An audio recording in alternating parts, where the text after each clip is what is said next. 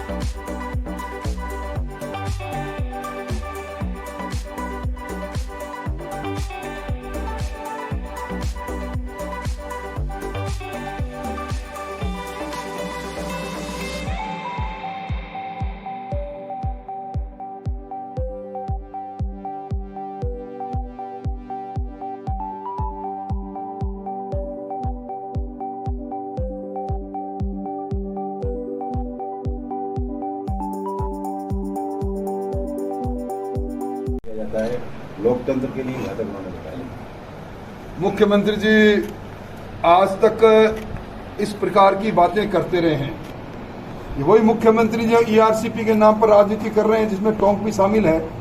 और ERCP के issue पर जब केंद्र की पूरी टोली जल संसाधन मंत्री के नेतृत्व में जयपुर आती है तो उनका बहिष्कार करते हैं। इनकी बातों में कुछ नहीं रखा। एक ही बात है, टोटारंद संविधान खतरे में है, संवैधानिक संस्थाएं खतरे में है, लोकतंत्र खतरे में। ये कहकर अपना रिपोर्ट कार्ड जो आज 4 साल 7.5 महीने से ज्यादा पुरानी सरकार का रिपोर्ट कार्ड जो जनता में प्रस्तुत करना चाहिए उससे बचना चाहते हैं। इसलिए इन बातों में कुछ भी नहीं रखा। मुख्य प्रधानमंत्री जी के साथ जब भी उन्होंने मंच साझा किया, दर्जनों बार तो मैंने देखा है। कौन से बारे में कब इनका नाम कट गया, कोई स्पेसिफिक कोई बात हो तो उनको कहनी चाहिए। और फिर प्रधानमंत्री जी को पत्र लिखकर कहते क्यों नहीं।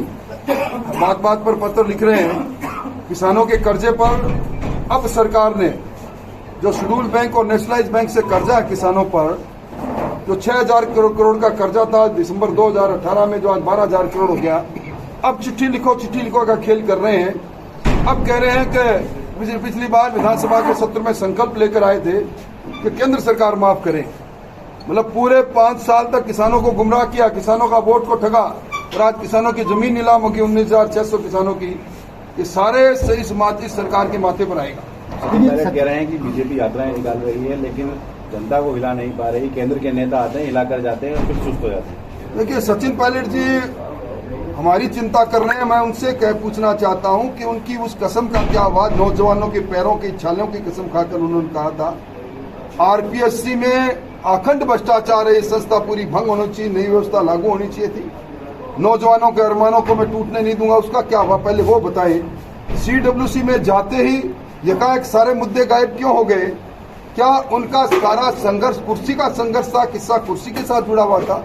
ये यक्ष पर्सन उन्हीं से हैं, वही जवाब दे तो ठीक है। देखिए, टोंक के अंदर उन्होंने कहा कि और एक साफ उन्होंने किया कि टोंक से चुनाव फिर लड़ेंगे और ये भी कहा कि भाजपा अपना बिस्तर बोरिया बांध ले। टोंक और राजस्थान दोनों के लिए उन्होंने कहा समय बताएगा, समय की धार बताएगी क्या होगा। मैं नहीं कह रहा, उनके मंत्री खुद कह रहे हैं कि पहले कह रहे थे एक मिनी बस में सवारी जीतेंगे, अब कहते हैं बोलेरो में जीतेंगे। मेरा एक अनुभव भी है। गहलोत साहब जब भी आते हैं अपने आप को कभी मुख्यमंत्री नंबर 1 साबित करने की कोशिश करते हैं, कभी कहते हैं कि मेरा मिशन 156 है। पिछली बार भी इन्होंने अपने कार्यकाल में मिशन 156 की बात की थी, 21 पर आके समझा था। अब तक की सबसे शर्मनाक हार होगी। और सचिन पायलट साहब कम से कम अब इस मौके पर एक बार तो सरकार की प्रशंसा कर देते कि गहलोत साहब की सरकार ने बहुत अच्छा काम किया है और गहलोत सरकार की शासन में नौजवानों के प्रश्न पत्र भी लीक नहीं हुए। आरपीएससी अच्छा काम कर रही है, कानून व्यवस्था अच्छी है।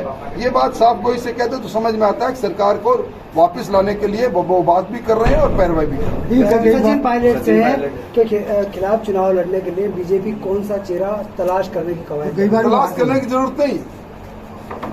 भारतीय जनता पार्टी ने अब खंदक की लड़ाई के लिए तैयारियां पूरी कर ली है। हर बूथ पर हमारा कार्यकर्ता तैनात है। मैंने आपको पहले बताया ना, समय की धार बताएगी, तिल बताएगा, तिल की धार बताएगी। अपनी अपनी कुर्सी बचानी मुश्किल हो जाएगी अपने अपने क्षेत्र में, इनको अपनी अपनी सीट बचानी मुश्किल हो जाएगी। पिछली बार भी टिकट बदला गया था बीजेपी से। ये सब बातें हैं। आज क्योंकि टिकट बदलना, टिकट देना मेरे अधिकार क्षेत्र में नहीं है, हमारा संसदीय बोर्ड तय करेगा। हम एक मित्र बीजेपी में मुख्यमंत्री का चेहरा कौन होगा इस बार? कमल का फूल, नरेंद्र मोदी का चेहरा, हमारा सबसे बड़ा चेहरा, दुनिया के सबसे लोकप्रिय नेता हमारे लिए। 4 यात्राएं किस तरह सहायक सिद्ध होंगी अभी रथ यात्राएं का? अब हम हर विधानसभा क्षेत्र को छूने निकले हैं। 1 तारीख से 2, 3, 4, 5 दिन में 4 दिन में हम यात्राएं प्रारंभ करेंगे। टोंक भी आएंगे तब आपसे मुलाकात कराया हुआ है। सरकार ने महंगाई राहत कैंपों के अंदर 74 लाख लोगों को मुख्यमंत्री जी की फोटोयुक्त गारंटी कार्ड बांटे थे कि आपकी 100 यूनिट तक की बिजली फ्री है, आपका फ्यूल चार्ज माफ है।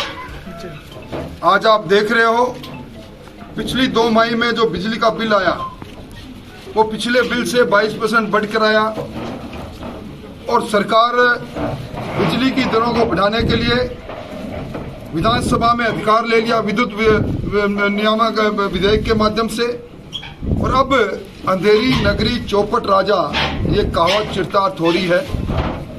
गांव में 9 घंटे और शहरों में, छोटे शहरों में 5 घंटे और बड़े शहरों में 3 घंटे बिजली की कटौती हो रही है।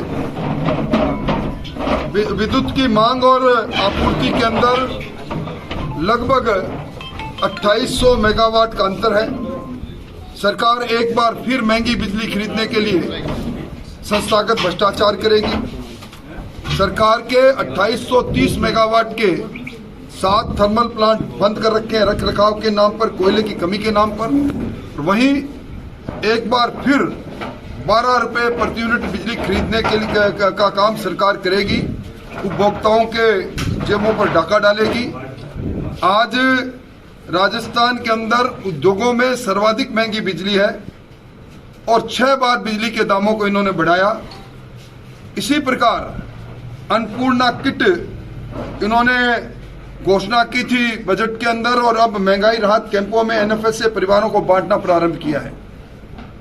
हमने पहले भी आरोप लगाया था टेलर मेड निविदा बनाकर एक रणावत कंपनी को उपकृत करने का काम सरकार कर रही है। हर जिले के अंदर 50 करोड़ का मिनिमम जिसके पास अनुभव प्रोत्साहन वितरण का है, उन्हें ये टेंडर में भाग लेने के अहर्ताओं में रखा था और इस कारण से अब अमानक ये अन्नपूर्णा किट वितरण करने के समाचार अखबारों में और आप लोगों के सामने आ रहे हैं। संस्थागत भ्रष्टाचार का बेजोड़ नमूना ये भी है।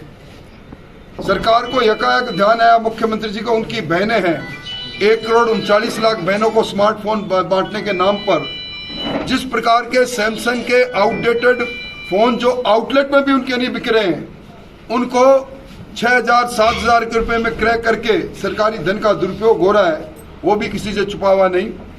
कानून व्यवस्था मुद्दा बन चुकी है। अभी आपने देखा होगा अवैध बजरी में 2 ग्रुप आपस में लड़ते हैं, एक को कुचलकर मार दिया जाता है। माफियों का राज है। और राजसमंद के अंदर कल दिन दहाड़े जिला मुख्यालय पर स्वर्णकार की दुकान पर हमला करके पैसे वसूल लिए जाते हैं। एक घटना नहीं, हर सप्ताह एक नाग निर्भय कांड की घटना आकार ले रही है। हमें सरकार के भ्रष्टाचार, पेपर लीक और सरकार की बिजली की अव्यवस्था, सरकार ने जो लोगों से वादा किया उन वादों पर खरा नहीं उतरना और कानून व्यवस्था, इन बातों को लेकर अब हम अपनी 4 यात्राओं के माध्यम से जनसंपर्क पर निकलेंगे। भारतीय जनता पार्टी पूरी तैयारी से, ये मुख्यमंत्री जी कह रहे हैं मेरी सरकार रिपीट होगी, हम सरकार को डिलीट करने के मंसूबे के साथ जनता के बीच में जा रहे हैं और ये सरकार निश्चित तौर पर डिलीट होगी। ये समय और समय की रफ्तार बताएगा।